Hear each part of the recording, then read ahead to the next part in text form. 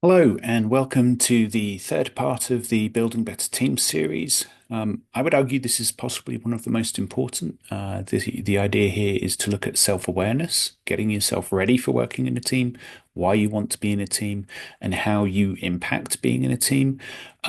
We will refer back to this in multiple sessions. That's one of the nice things about this series is that there's a lot of overlap between these different spaces, but you know, the ability to really think through what you want from a team environment, what you want from a project is super valuable in how you sort of turn up at the team. So I've put this slide up already a couple of times in the series. This has a great section on self-awareness and the importance of thinking through emotional intelligence as you approach a team environment. How this helps you set yourself up for success, but also impact the rest of the team. We've seen that, at its foundation, a team is a group of individuals. How each of the individuals approaches a collaboration really does impact the dynamics of the team. It impacts the success of the team. Having a good self-awareness not only helps you understand why you want to be in a team, it also helps you understand how you operate in a team. So how you react to things, how you come prepared to be part of the team. And this can help you in building these out. So today we're going to talk through a few of the ways that you can think through your self-awareness and how you can set that up for you to be an effective team member and a team leader. Going to go back to my mountain slide that you've probably seen before. You have to think to yourself, what do I want? Do I want to climb Everest or am I happy climbing smaller mountains? Do I want to take on large challenges that are difficult, that require time, that require input from other people? And, I think there's huge benefits to doing these. It's fantastic complex problems that you can solve. I think I would argue it's one of the reasons a lot of people got into science is that it's sometimes hard and it's sometimes difficult. But doing that on a team level means that not only are you going after bigger challenges, but you're also getting an opportunity to interact with people from other disciplines and learn from them. So hopefully you've got a pen and paper. What impact do I have on a team? Pause the video, 30 seconds, write down some ways in which you think how you have an impact on a team. There's a lot of research around this, and one of the things we wanted to highlight was this five-factor model of a personality. And so I'm not going to read through the entire thing here, but the way that essentially on the left, it's got the overall statement in bold. On the right, it's got sort of a short description of that. And then it really kind of says how that impacts the overall team personality. It also says what happens if you have too much or too little of that. So I would encourage you to have a look through these and just kind of think through how some of these map onto how you turn up to a team situation. And we had a great discussion around this in the in-person piece, but I'd encourage you to sort of think through and have a look at these. Which of those could I work on? Pause the video for 30 seconds, write down some of these, kind of go back to the slide itself. Think about it. Are you disagreeable? Are you conscientious? Are you maybe introverted versus extroverted? Which of these could be helpful? And look at whether it's actually necessarily helpful. For example, the extroversion. If you have too many people who are extroverted on a team, it's actually a problem. If you have too many people who are introverted, it's also a problem, but there's space for looking at these things. So take a second. Which of these would you like to work on? So, you know, there is a I in team. There's no I, there's a me. There's essentially space for you to think about what you bring to the team in both your skills, your behavior, your attitude, your strengths, your weaknesses. There are two types of self-awareness that have been identified. Internal. So this is really understanding how you work, how you communicate, how you operate best. When are you strong? When are you sometimes weak? And what are the things that you really want to bring to a team environment? There is also sort of this external self-awareness. So thinking through how others perceive you. You might think you're communicating very strongly, but you might find that there's friction along that because maybe you're not communicating as well as you thought. So there are ways to think through sort of this self-awareness that there's a couple of things that you can use that we suggest, but I would also explore what that looks like for you individually. Why is this important in a team setting? Well, if I'm aware of what causes me stress, I can help avoid that situation. It shouldn't be somebody else's job to avoid things that stress me. That's where me knowing that about myself is useful, that I can then both either communicate to prevent it, or I can just know when I'm in situations that are difficult for me in a team environment. The other piece of this is when you know what you want, when you know what your strengths are, you can communicate that to your team. You can say, this is where I want to operate. This is how I want to be here.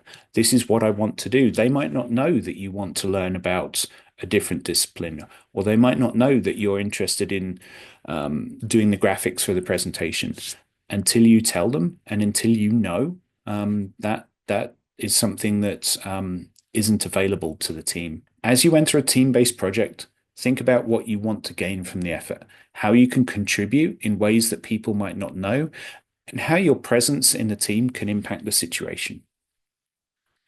You've seen this slide before if you're following along with the series, but the highlight here really is that teams need different types of contributors. You might think to yourself that, oh, well, I'm not an expert in this and I'm not a skilled communicator, but actually, your skills as a boundary crosser might be essential. So don't necessarily think, oh, I can't contribute. You just contribute in different ways than different people. It is and it isn't like top trumps. I realized as I was doing this in the in-person that I'm showing my age a bit, but this used to be a card game where two or more people had a stack of cards and they would compare. So you would say, oh, physical strength if you were in charge. And if you had Dracula, you would beat the other two people. You don't need to be at 100 on all of these things. You can think about what are the skills that I really enjoy?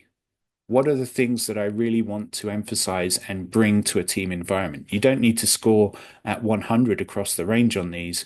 You can maybe say, I'm really effective at communication, and that's where I want to focus. So take 30 seconds. What translational scientist characteristics would I like to work on?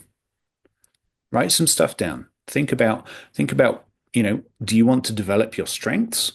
Or can you identify some weaknesses that maybe you think, okay, these are things that I think are critical to how I want to operate and things that I would like to take forward. I always find this, or I used to find this, a hard question. It's like, what are my skills? What are my strengths? Where am I weak? What are these things? And there are things that will help you with this. They're not going to answer it for you, but they will help you think about it and maybe put some framework around this. One I think is particularly good is the Berkman assessment. For me, this was a great way of learning about my strengths and weaknesses. The Myers-Briggs is another personality test that you can do. You can actually get this one free online. Berkman is a paid assessment. Another great one that I found was emotional intelligence. The shortcut for that is the EQ 2.0.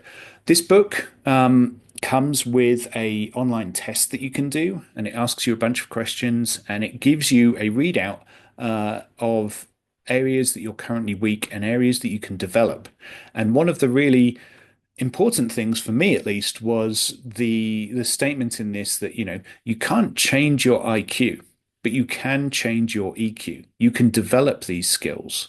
You can develop how you connect with people and how your emotional intelligence is. And it gives you structure and it gives you guidance. And it's one that actually suggests that you retake the test every 6 months because it changes and you can build it and you can say, I really want to develop different skills, and it gives you a framework to do that. So of these three, that's the most accessible that will give you kind of a way, but the other two offer different things.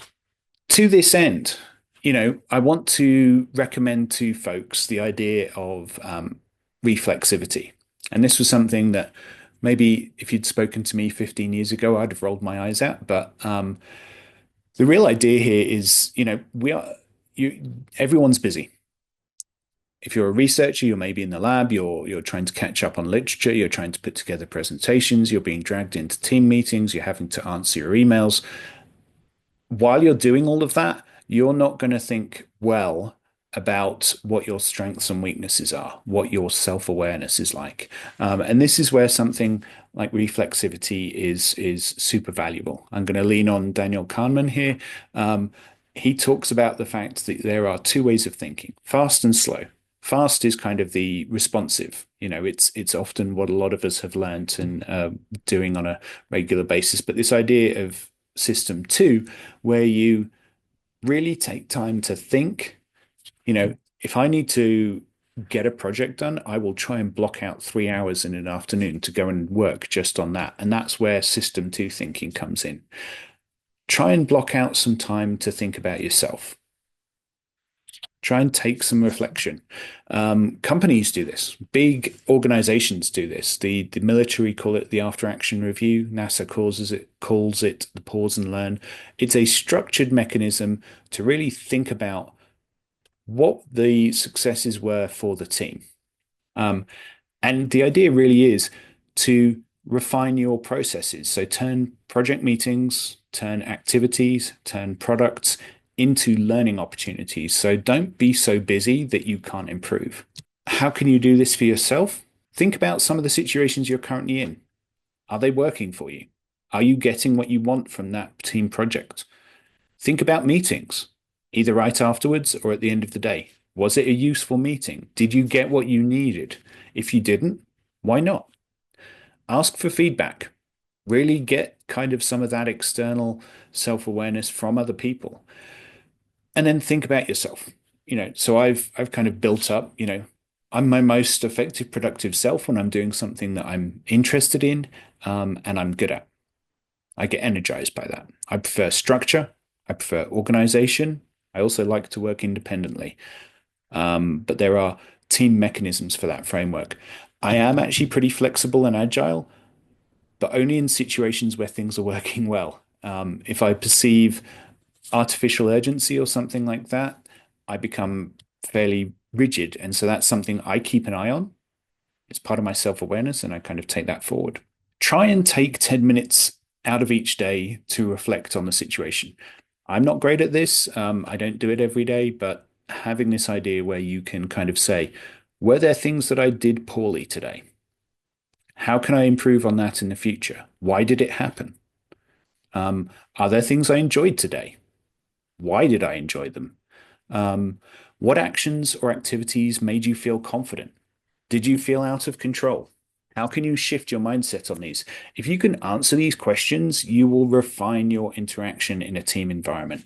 You'll also get a clearer picture of what you do like and what you don't like. And that's super important, especially as you kind of go on to think about what careers and job steps you want to take in the future. Take a minute, literally write down what are some of your strengths? What are some of your weaknesses? What are some of the things that you can be working on? I'd also encourage you to see what it looks like to try and get your team to do some of these after action reviews. It doesn't have to be as the team ends. I would actually recommend you do it on a more regular basis. Have you been to a conference where you work together on a presentation? Have you just published a paper? you know, and go through these prompts. What was expected to happen? What actually happened? What went well? And how can we use that in the future? What went poorly? And how can we avoid that in the future? What actions are we going to take next time to try and improve on the good things and make sure the bad things didn't happen? And what surprised you? What were the kind of risks that you didn't anticipate? Um, Using this, even just going through this process will help your team improve in the future. Okay, so these are the action items. You can take that as sort of a crib sheet. Next piece is looking at the stages of teamwork, how you can recognize these and how you can use these to your advantage.